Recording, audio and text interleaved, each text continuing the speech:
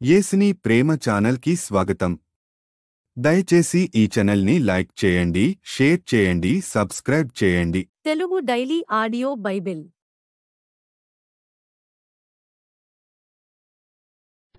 కీర్తనల గ్రంథం 38వ కీర్తన. యెహోవా కోపోద్రేకం చేత నన్ను గద్దింపకుము, నీ ఉగ్రత చేత నన్ను శిక్షింపకుము. నీ బాణములు నాలో గట్టిగా నాటియున్నవి, నీ చెయ్యి నా మీద భారముగానున్నది. నీ కోపాగ్ని వలన ఆరోగ్యము నా శరీరమును విడిచిపోయెను. నా పాపమును బట్టి నా ఎముకలలో స్వస్థత లేదు. నా దోషములు నా తల మీదుగా పొర్లిపోయినవి. నేను మోయలేని బరువు వలె అవి నా మీద మోపబడియున్నవి. నా మూర్ఖత వలన కలిగిన నా గాయములు దుర్వాసన గలవై స్రవించుచున్నవి. నేను శ్రమ చేత మిక్కిలి కృంగియున్నాను. దినమెల్లా దుఃఖాక్రాంతుడనై సంచరించుచున్నాను. నా నడుము తాపముతో నిండియున్నది, నా శరీరములో ఆరోగ్యము లేదు. నేను సొమ్మసిల్లి బహుగా నలిగియున్నాను. నా మనోవేదనను బట్టి కేకలు వేయుచున్నాను. ప్రభువా, నా అభిలాష అంతయు నీకే కనబడుచున్నది. నా నిట్టూర్పులు నీకు దాచబడి ఉండలేదు. నా గుండె కొట్టుకొనుచున్నది, నా బలము నన్ను విడిచిపోయెను. నా కనుదృష్టియు తప్పిపోయెను. నా స్నేహితులను నా చెలికాండ్రును నా తెగులు చూచి ఎడముగా నిల్చుచున్నారు. నా బంధువులు దూరముగా నిల్చుచున్నారు. నా ప్రాణము తీయజూచువారు ఉరులు ఒడ్డుచున్నారు. నాకు కీడు చేయజూచువారు హానికరమైన మాటలు పలుకుచు దినమెల్లా కపటోపాయములు పన్నుచున్నారు. చెవిటి వాడనైనట్టు నేను వినకయున్నాను. మూగవాడనైనట్టు నోరు తెరచుట మానితిని. నేను వినలేని వాడనైతిని, ఎదురు మాట పలకలేని వాడనైతిని. యెహోవా, నీ కొరకే నేను కనిపెట్టుకొనియున్నాను. నా కాలు జారిన ఎడల వారు నా మీద అతిశయపడుదురని నేననుకొనుచున్నాను. ప్రభువా, నా దేవా, నీవే ఉత్తరమిచ్చెదవు. నన్ను బట్టి వారు సంతోషించకపోవుదురుగాక. నేను పడబోవునట్లున్నాను. నా మనోదుఃఖము నన్నెన్నడును విడువదు. నా దోషమును నేను ఒప్పుకొనుచున్నాను. నా పాపమును గూర్చి విచారపడుచున్నాను. నా శత్రువులు చురుకైన వారును బలవంతులనైయున్నారు. నిర్హేతుకముగా నన్ను ద్వేషించువారు అనేకులు. మేలునకు ప్రతిగా వారు కీడు చేయుచున్నారు. నేను ఉత్తమమైన దాని ననుసరించుచున్నందుకు వారు నాకు శత్రువులైరి. యెహోవా, నన్ను విడువకుము. నా దేవా, నాకు దూరముగా నుండకుము. రక్షణకర్తవైన నా ప్రభువా, నా సహాయమునకు త్వరగా రమ్ము. కీర్తనల గ్రంథం 39వ కీర్తన.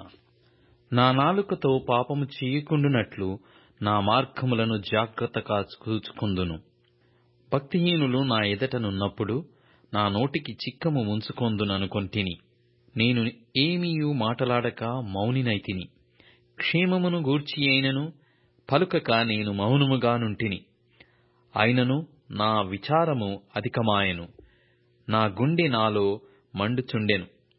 నేను ధ్యానించుచుండగా మంట పుట్టెను. అప్పుడు నేను ఈ మాట నోరార పలికితిని. యెహోవా, నా అంతము ఎట్లుండునది? నా దినముల ప్రమాణము ఎంతైనది నాకు తెలుపుము. నా ఆయువు ఎంత అల్పమైనదో నేను తెలుసుకొనగోరుచున్నాను. నా దినముల పరిమాణము నీవు బెత్తడంతగా చేసియున్నావు. నీ సన్నిధిని నా ఆయుష్కాలము లేనట్టేయున్నది. స్థిరుడైనను ప్రతివాడును కేవలము వట్టి ఊపిరి వలె ఉన్నాడు. మనుషులు వట్టి నీడ వంటి వారై తిరుగులాడుచుందురు. వారు తొందరపడుట గాలికే గదా. వారు ధనము కూర్చుకొందురు గాని అది ఎవనికి చేజిక్కునో వారికి తెలియదు. ప్రభువా, నేను దేని కొరకు కనిపెట్టుకొందును? నిన్నే నేను నమ్ముకొనియున్నాను. నా అతిక్రమములన్నిటి నుండి నన్ను విడిపింపుము. నీచులకు నన్ను నిందాస్పదముగా చేయుము. దాని చేసినది నీవే గనుక నోరు తెరవక నేను మౌనినైతిని. నీవు పంపిన తెగులు నా మీద నుండి తొలగింపుము. నీ చేతి దెబ్బ వలన నేను క్షీణించుచున్నాను. దోషములను బట్టి నీవు మనుష్యులను గద్దింపులతో శిక్షించునప్పుడు చిమ్మట కొట్టిన వస్త్రము వలె నీవు వారి అందము చెడగొట్టెదవు. నరులందరూ వట్టి ఊపిరి వంటివారు. యెహోవా, నా ప్రార్థన ఆలకింపుము, నా మొర చెవియొగ్గుము. నా కన్నీళ్లు చూచి మౌనముగా నుండకుము. నీ దృష్టికి నేను అతిథి వంటి వాడను. నా పితరులందరి వలె నేను పరవాసినయ్యున్నాను. నేను వెళ్లిపోయి లేకపోక మునుపు నేను తెప్పరిల్లునట్లు నన్ను కోపముతో చూడకుము. కీర్తనల గ్రంథం 40వ కీర్తన. యెహోవా కొరకు నేను సహనముతో కనిపెట్టుకొంటిని. ఆయన నాకు చెవియొగ్గి నా మొర్ర ఆలకించెను. నాశనకరమైన గుంటలో నుండియు జిగటగల దొంగ ఊబిలో నుండియు ఆయన నన్ను పైకెత్తెను. నా పాదములు బండమీద నిలిపి నా అడుగులు స్థిరపరచెను. తనకు స్తోత్ర రూపమగు క్రొత్త గీతమును మన దేవుడు నా నోట నుంచెను. అనేకులు దాని చూచి భయభక్తులు గలిగి యెహోవా యందు నమ్మికయుంచెదరు. గర్విష్ఠులనైనను త్రోవ విడిచి అబద్ధముల తట్టు తిరుగు వారినైనను లక్ష్యపెట్టక యెహోవాను నమ్ముకొనువాడు ధన్యుడు. యెహోవా నా దేవా, నీవు మా ఎడల జరిగించిన ఆశ్చర్య క్రియలను, మా ఎడల నీకున్న తలంపులను బహు విస్తారములు. వాటిని వివరించి చెప్పెదననుకొంటినా అవి లెక్కకు మించియున్నవి. నీకు సాటి అయిన వాడొక్కడును లేడు. బలులైనను నైవేద్యములైనను నీవు కోరుటలేదు. నీవు నాకు చెవులు నిర్మించియున్నావు. దహన బలులనైనను పాప పరిహారార్థ బలులనైనను నీవు తెమ్మనలేదు. అప్పుడు పుస్తకపు చుట్టలో నన్ను గూర్చి వ్రాయబడిన ప్రకారము నేను వచ్చియున్నాను. నా దేవా, నీ చిత్తము నెరవేర్చుట నాకు సంతోషము. నీ ధర్మశాస్త్రము నా అంతర్యములోనున్నది. నా పెదవులు మూసికొనక మహాసమాజములో నీతి సువార్తను నేను ప్రకటించియున్నానని నేనంటిని. యెహోవా, అది నీకు తెలిసేయున్నది. నీ నీతిని నా హృదయములో నుంచుకొని నేను ఊరకుండలేదు. నీ సత్యమును, నీ రక్షణను నేను వెల్లడి చేసియున్నాను. నీ కృపను, నీ సత్యమును మహాసమాజమునకు తెలపక నేను వాటికి మరుగుపరచలేదు. యెహోవా, నీవు నీ వాత్సల్యమును నాకు దూరము చేయకు. యెహోవా, నీవు నీ వాత్సల్యమును నాకు దూరము చేయవు. నీ కృపాసత్యములు ఎల్లప్పుడూ నన్ను కాపాడునుగాక. లెక్కలేని అపాయములు నన్ను చుట్టుకొనియున్నవి. నా దోషములు నన్ను తరిమి పట్టుకొనగా నేను తల ఎత్త చూడలేకపోతిని. లెక్కకు అవి నా తల వెంట్రుకలను మించియున్నవి. నా హృదయము అధైర్యపడియున్నది. యెహోవా, దయచేసి నన్ను రక్షించుము. యెహోవా, నా సహాయమునకు త్వరగా రమ్ము. నా ప్రాణము తీయుటకై యత్నించువారు సిగ్గుపడి బొత్తిగా భ్రమసియుందురుగాక. నాకు కీడు చేయగోరువారు వెనుకకు మళ్లింపబడి సిగ్గునొందుదురుగాక. నన్ను చూచి ఆహా ఆహా అని పలుకువారు తమకు కలుగు అవమానమును చూచి విస్మయమొందుదురుగాక. నిన్ను వెదుకువారందరూ నిన్ను గూర్చి ఉత్సహించి సంతోషించుదురుగాక. నీ రక్షణ ప్రేమించువారు యెహోవా మహిమపరచబడునుగాక అని నిత్యము చెప్పుకొందురు గాక. నేను శ్రమపాలై దీనుడనైతిని. ప్రభువు నన్ను తలంచుకొనుచున్నాడు. నాకు సహాయము నీవే. నా రక్షణకర్తవు నీవే. నా దేవా, ఆలస్యము చేయకుము. అపోస్తలుల కార్యములు 23వ అధ్యాయం. అయితే పౌలు, మీనల్లుడు వారు పొంచియున్నారని విని వచ్చి కోటలో ప్రవేశించి పౌలుకు ఆ సంగతి తెలిపెను. అప్పుడు పౌలు శతాధిపతులతో నొగనిని తన యొద్దకు పిలిచి, ఈ చిన్నవాణిని సహస్రాధిపతి యొద్దకు తోడుకొని పొమ్ము.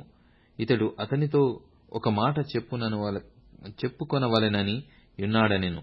శతాధిపతి సహస్రాధిపతి యొద్దకతని తోడుకొని పోయి, ఖైదీ అయిన పౌలు నన్ను పిలిచి నీతో ఒక మాట చెప్పుకొనవలయున్న ఈ పడుచువానిని నీ యొద్దకు తీసుకొని పొమ్మని నన్ను అడిగెనని చెప్పెను. సహస్రాధిపతి అతని చేయి పట్టుకొని అవతలకు తీసుకునిపోయి, నీవు నాతో చెప్పుకొనవలెనని యున్నదేమని ఒంటరిగా అడిగెను. అందుకతడు, నీవు పౌలును గూర్చి సంపూర్తిగా విచారింపబోవునట్టు అతనిని రేపు మహాసభ యొద్దకు తీసుకుని రావలెనని నిన్ను వేడుకొనుటకు యూదులు కట్టుకట్టియున్నారు. వారి మట్టుకు నీవు సమ్మతింపవద్దు. వారి మాటకు నీవు సమ్మతింపవద్దు. వారిలో 40 మంది కంటే ఎక్కువ మనుష్యులు అతని కొరకు పొంచియున్నారు. వారు అతని చంపు వరకు అన్నపానములు పుచ్చుకొనమని ఒట్టు పెట్టుకొనియున్నారు. ఇప్పుడు నీ యొద్ద మాట తీసుకొనవలెనని కనిపెట్టుకొని సిద్ధముగా ఉన్నారని చెప్పాను. అందుకు సహస్రాధిపతి, నీవు ఈ సంగతి నాకు తెలిపితివని ఎవనితోనూ చెప్పవద్దని ఆజ్ఞాపించి ఆ పడుచువానిని పంపివేశెను. తరువాత అతడు శతాధిపతులలో 2 తన యొద్దకు పిలిచి, కైసరయ వరకు వెళ్ళుటకు 200 మంది సైనికులను, 70 మంది గుర్రపు రౌతులను, 200 మంది ఈటెలవారిని రాత్రి 9 గంటలకు సిద్ధపరచి పౌలును ఎక్కించి అధిపతి అయిన ఫేలిక్సు నొద్దకు భద్రముగా తీసుకుని పోవుటకు గుర్రములను సిద్ధపరచుడని చెప్పెను. మరియు ఈ ప్రకారముగా ఒక పత్రిక వ్రాసెను. మహా ఘనత వహించిన అధిపతి అయిన ఫేలిక్సుకు క్లౌదియ లూసియా వందనములు. యూదులు ఈ మనిషిని పట్టుకొని చంపబోయినప్పుడు అతడు రోమీయుడని నేను విని సైనికులతో వచ్చి అతనిని తప్పించితిని. వారు అతని మీద మోపిన నేరమేమో తెలుసుకొనగోరి నేను వారి మహాసభ యొద్దకు అతనిని తీసుకొని వచ్చితిని. వారు తమ ధర్మశాస్త్ర వాదములను గూర్చి అతని మీద నేరము మోపిరే గాని మరణమునకైనను బంధకములకైనను తగిన నేరము అతని యందేమియూ కనపరచలేదు. అయితే వారు ఈ మనిషిని మీద కుట్ర చేయనయ్యున్నారని నాకు తెలియవచ్చినందున వెంటనే అతని నీ యొద్దకు పంపించితిని. నేరము మోపినవారు కూడా అతని మీద చెప్పవలెనని యున్న సంగతి నీ ఎదుట చెప్పుకొన ఆజ్ఞాపించితిని. కాబట్టి అతడు వారికాజ్ఞాపించిన ప్రకారము సైనికులు పౌలును రాత్రివేళ అంతిపత్రికి తీసుకొని పోయిరి. మరునాడు వారతనితో కూడా రౌతులను పంపి తాము కోటకు తిరిగి వచ్చిరి. వారు కైసరయకు వచ్చి అధిపతికి ఆ పత్రిక అప్పగించి పౌలును కూడా అతని ఎదుట నిలవబెట్టిరి. అధిపతి ఆ పత్రిక చదివినప్పుడు అతడు ఏ ప్రదేశపు వాడని అడిగి, అతడు కిలికియ వాడని తెలుసుకొని, నీ మీద నేరము మోపువారు కూడా వచ్చినప్పుడు నీ సంగతి పూర్ణముగా విచారింతునని చెప్పి హేరోదు అధికార మందిరములో అతనిని కావలియందుంచవలెనని ఆజ్ఞాపించెను. దయచేసి ఈ ఛానల్ని లైక్ చేయండి, షేర్ చేయండి, సబ్స్క్రైబ్ చేయండి.